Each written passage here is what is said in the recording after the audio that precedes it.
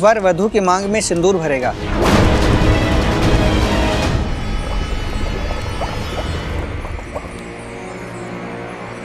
दूल्हा और दुल्हन के 6 फेरे संपन्न हुए। अब अंतिम और 7वां फेरा होगा।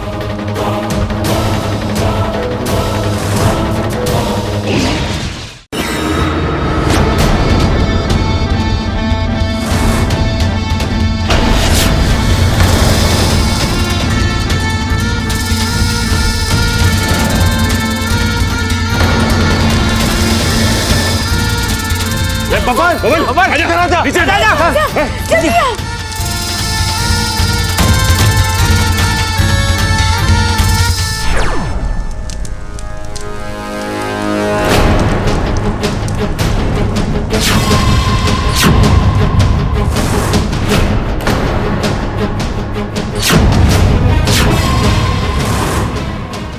भाई ये सब क्या है?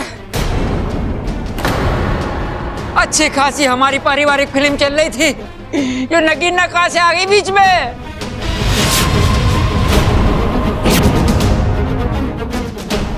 अरे छोरा, मारे में कुछ समझ में ना आ रहा है कि हमारे घर में हो क्या रहा है। अरे भाई, ये तो जादू है। अरे नाना छोटे, ये कोई आम बात रहा है? ये जादू है, जादू।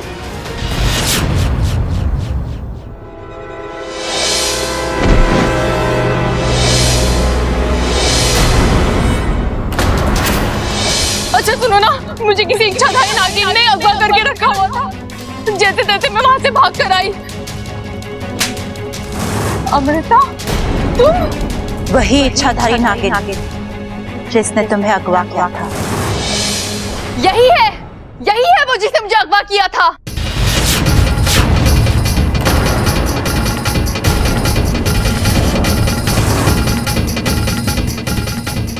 अरे क्या बात कर रही है ममता? हाय अम्मा जी, ऐसा लगता है इस छोरी की याददाश्त वापस आ रही है। हाँ माँ जी, मुझे साफ साफ याद आ रहा है। उस रात मुझे रात रानी की खुशबू आई थी, जिसे सूंघते सूंघते मैं बाहर मंदिर के पास चली गई और अचानक मुझ पर किसी ने कपड़ा डाल दिया। और फिर जैसे ही वो हटा तो मैंने देखा जिन लोगों ने मुझे अगवा किया था वो और कोई नहीं, ये अमृता थी और उसका साथी।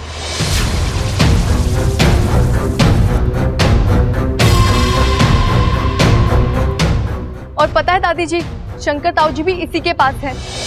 ये कौन सी जगह है? बेटी ममता, आप? बेटी मैं शंकर, खड़क का बड़ा भाई और तुम्हारा ससुर। ये एक इच्छाधारी नागिन है।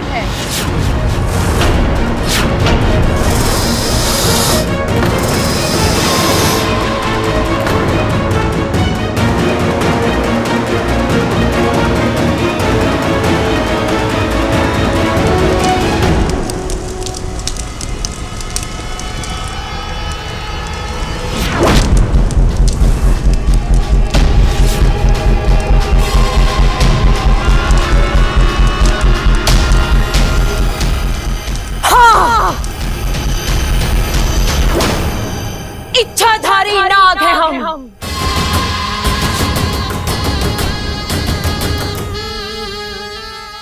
एक पल में नाग बन सकते हैं तो अगले पल में इंसान। इस घर से पुराना हिसाब चुकाना है, इसीलिए मेरी बहन विशैली अमृता बनकर इस घर में आई।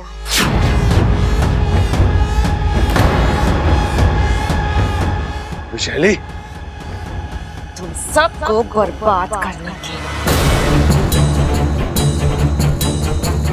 बर्बादी तो अब होकर ही रहेगी।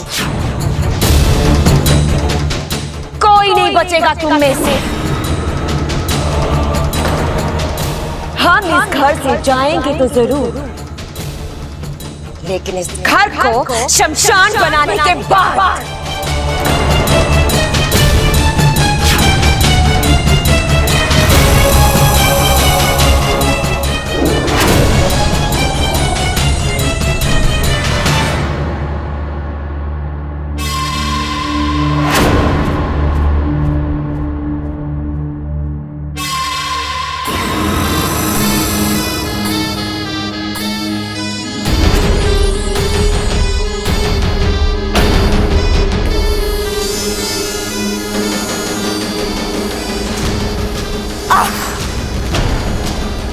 बब्बल के पूरे परिवार को हमने नाग कवच से सुरक्षित किया है।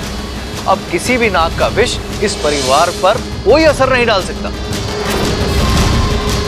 नहीं दीदी, इन लोगों पर किसी भी नाग के जहर का असर नहीं होगा।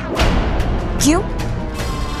नागिस्तान के लोगों ने इस परिवार को नाग कवच से सुरक्षित किया हुआ है।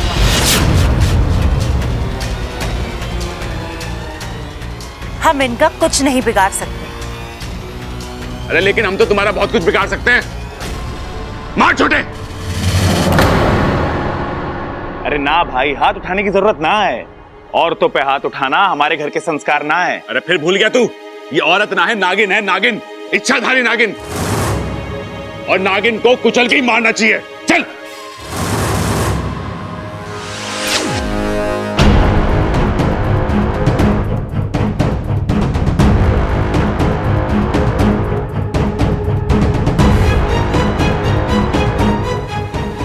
मुझे पता था ये ऐसी ही कोई चाल चलेंगी। जहरीले धुएं की आड़ में सब गायब हो जाएंगे। अरे ये सब कहां गए? अरे पता ना छोटे, लेकिन मैंने अभी किसी को कहते सुना कि ये धुएं का फायदा उठा के भाग गए। तूने सुना? हम में से किसी ने ना सुना तो तूने कैसे सुना? सुना दादी। हमें तो ये समझ में नहीं आ रहा कि इच्छा विशेलगढ़ से बच कैसे निकली। अभी वक्त नहीं है हमारे पास दीदी, हमें यहाँ से जाना होगा।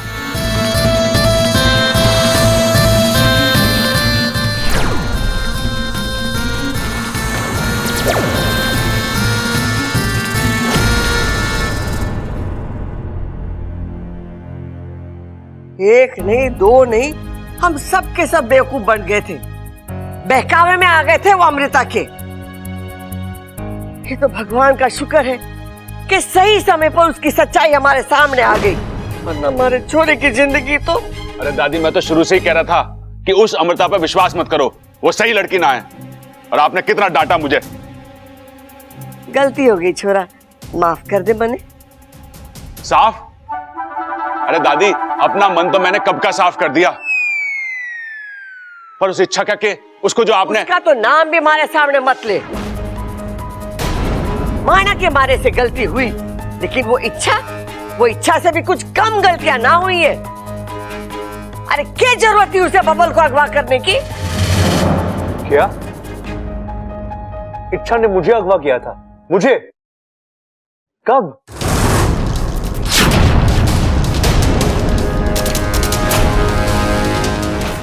खड़क, हमारे से बहुत बड़ी भूल हो। अरे ना माँ, सब ठीक हो जाएगा। अरे दादी, वो सब तो ठीक है, लेकिन इच्छा है कहां? पूरी शादी में दिखाई ना दी वो।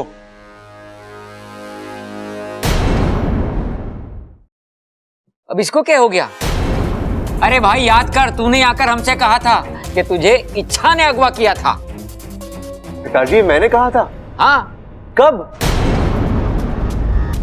और अगर ऐसा है तो मुझे याद क्यों नहीं? ए भाई, तेरे साथ साथ तेरी याददाश्त भी अगवा हो गई होगी। ये तो यहाँ पे आ गया, याददाश्त वहीं रह गई इसकी। अरे ऐसा हो सके कि? अरे नहीं भैया, ऐसा कुछ नहीं हुआ है। मेरी याददाश्त बिल्कुल ठीक है। इच्छा ने मुझे कभी अगवा नहीं किया था।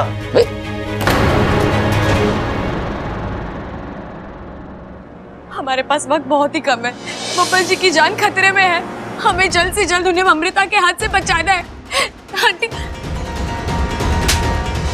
बबल, जो तूने हमसे कहा इसके सामने साफ साफ बोल दे। जब मुझे होश आया तो मुझे कुछ आवाजें सुनाई दे रही थी, और उनमें से एक आवाज इच्छा की थी। माँ जी, ये बात कुछ कुछ मेरी समझ में आ रही है। बब्बल जी गलत नहीं है। हो सकता है ये सब अमृता का षड्यंत्र हो। उसी ने बब्बल जी के मुंह से ये सब कहलवाया हो।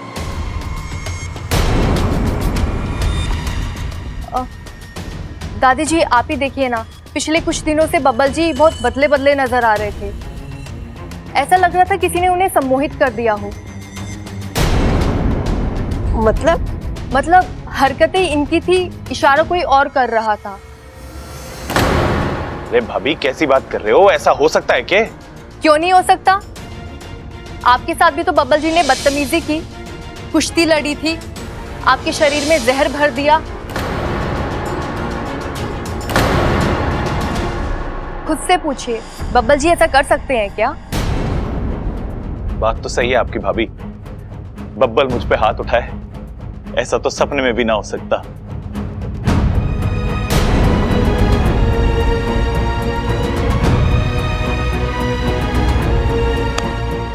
भैया भैया मुझे सब बिल्कुल याद नहीं आ रहा भैया, लेकिन अगर मैंने आप पे हाथ उठाया तो प्लीज भैया। अरे पागल, भाई भाई के सामने हाथ ना जोड़ता।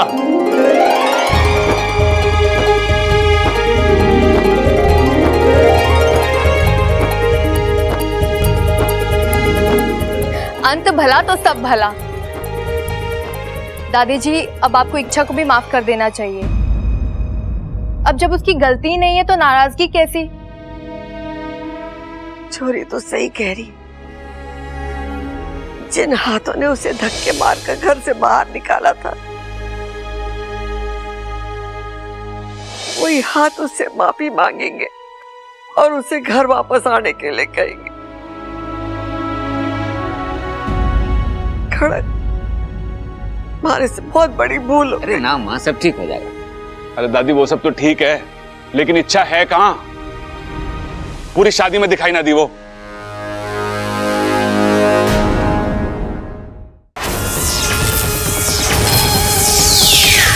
ये सुरक्षा कवच कहां से आ गया? जरूर ये उस इच्छा का ही काम है। तुम जाकर उस इच्छा का काम तमाम कर।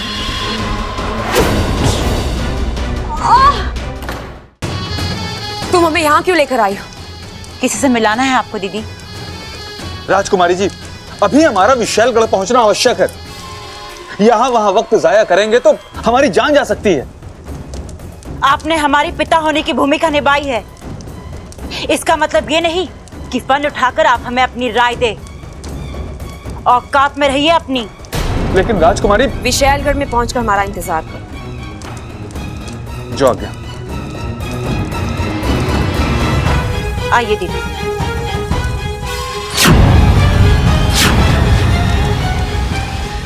ये देखिए दीदी,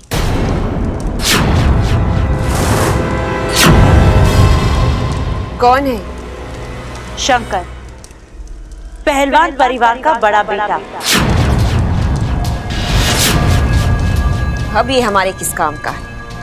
हमारी पोल खुल चुकी है। जिंदगी में पहली बार इस नैनी को अपना फन झुकाकर भागना पड़ा है। दीदी, ये घाव आपको मेरी वजह से मिला है। मैं इस घाव को मिटा तो नहीं सकती, लेकिन इसका दर्द जरूर कम कर सकती हूँ। अब मैं उस पहलवान परिवार को वो जख्म दूंगी जिससे उनकी रूह तक थर्रा उठेगी।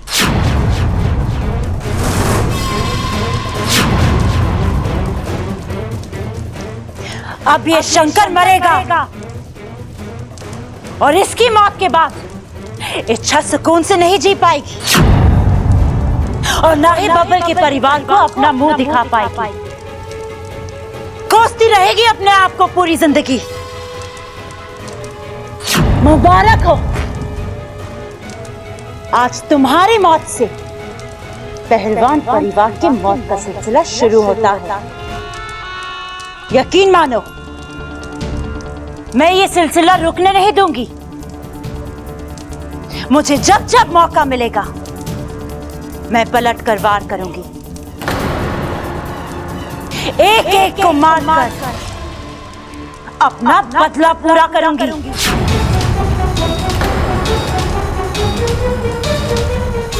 दीदी,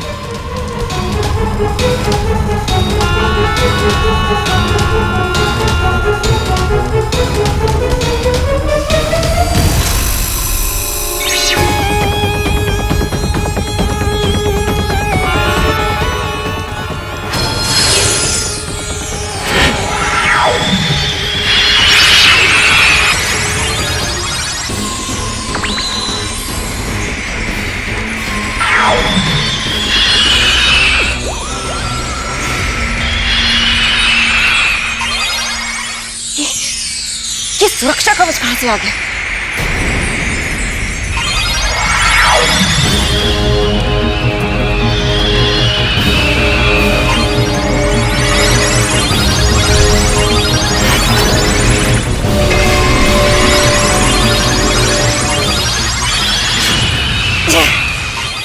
जरूर ये उस इच्छा का ही काम है। लगता है आज हमारे हाथों दो दो मौतें लिखी हैं। जब जाकर उस इच्छा का काम तमाम करें, हम इस शंकर को खत्म करते हैं।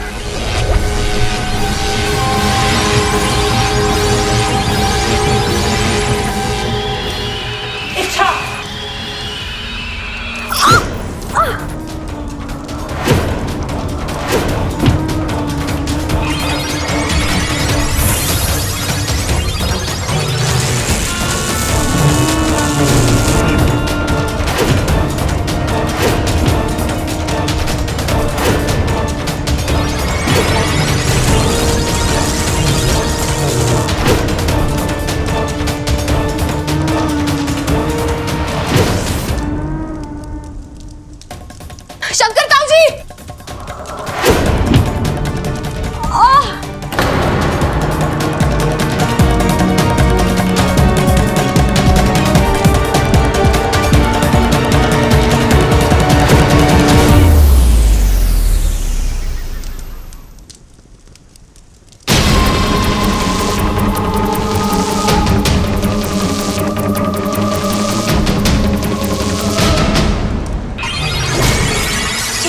टूट क्यों नहीं रहा?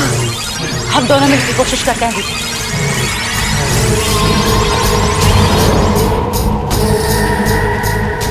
माफ करना दादी, मैंने शंकर ताऊ जी को बचाने की पूरी कोशिश की, लेकिन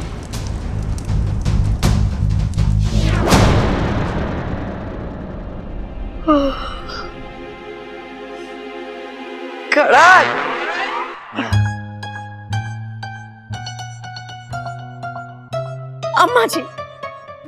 अम्मा जी मैं कुल देवता के मंदिर जा रही हूँ। इतनी रात गए? हाँ अम्मा जी, मेरा ना मन बहुत घबरा रहा है। ऐसा लग रहा है हमारे घर पे आया हुआ संकट अभी तक नहीं टला है। चंचल तू बिला वजह परेशान हो रही है। अब हमारे पे कोई खतरा ना है। जो खतरा था ना वो टल गया। अमृता और उसके परिवार का पर्दाफाश हो गया। ना अम्मा जी ना, मेरा मन नहीं मानता। जब तक मैं कुल देवता के दर्शन ना कर लूं, मेरे मन को शांति नहीं मिलेगी। हाँ अम्मा जी, अगर अमृता और बब्बल की शादी हो जाती तो क्या हो सकता था, यही सोच के मेरी तो रूह कांप जाती है। अम्मा जी, अमृता नागिन है नागिन, और वो पलट के जरूर डसेगी, देख लेना। बस मुझे उसे वो मौका ही नहीं देना है, इसीलिए मैं कुल देवता के दर्शन करने जाना चाहती हूँ। सुनिए जी, आप अभी क्या भी चलिए मेरे साथ, चलिए मेरे साथ। अरे संभाल के चंचल, देखो लग गई उसे।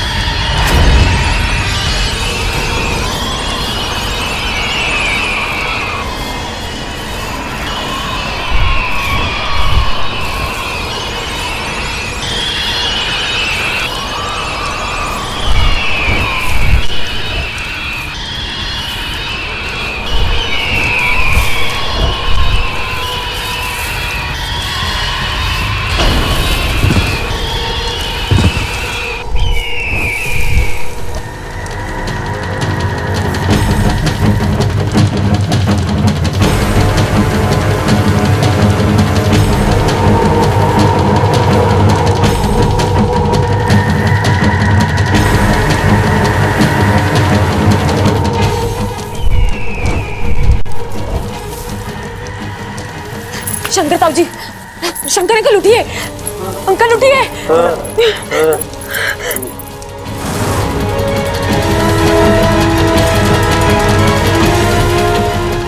चलिए चलिए यहाँ से।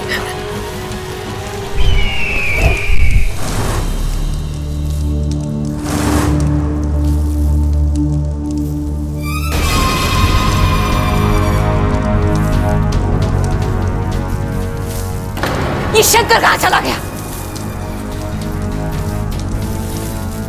और वो बास कौन था? अगवांश। रुक जाओ अगवांश, विशालगढ़ की राजकुमारी तुम्हें आदेश दे रही है, रुक जाओ। मेरा आदेश नहीं मानने का मतलब इसे समझाना पड़ेगा।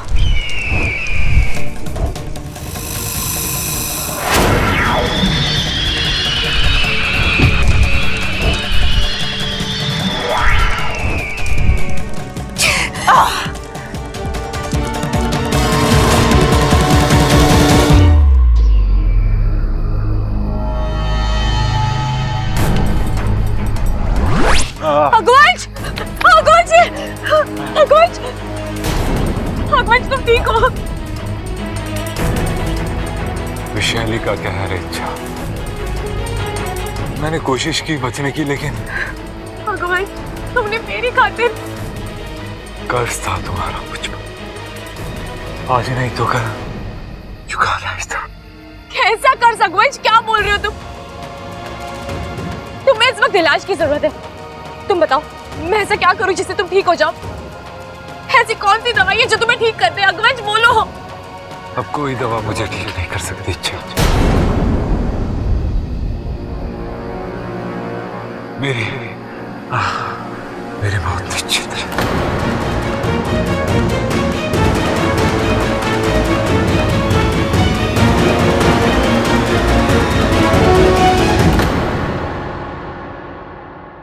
छोरा ये तो बता, तो इतने दिन था कहाँ? मैं कैद में था।